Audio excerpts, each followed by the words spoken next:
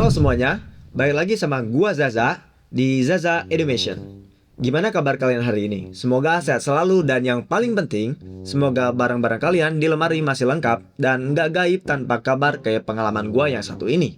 Ngomong-ngomong soal barang hilang, kalian pernah nggak sih niatnya itu kayak mau nolongin temen yang lagi apes, malah kita sendiri yang akhirnya ngerasa buntung. Nah, ini kejadian nyata yang bikin gua geleng-geleng kepala sampai sekarang.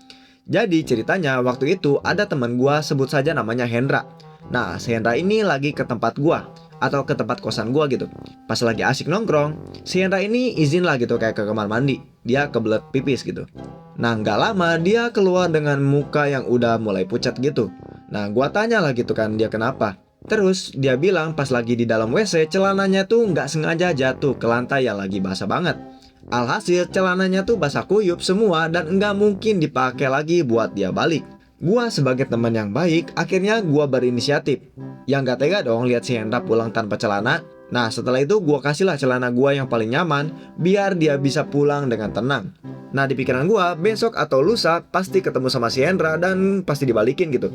Tapi ternyata itu momen terakhir gua ngelihat celana itu ada di lemari gua sendiri. Nah di minggu pertama, dia bilang kalau dia itu lupa, katanya lupa bawa. Terus di minggu kedua, dia beralasan lagi kalau celananya itu masih dicuci. Terus juga gua tanya lagi berkali-kali sampai di satu titik gua ngerasa capek sendiri.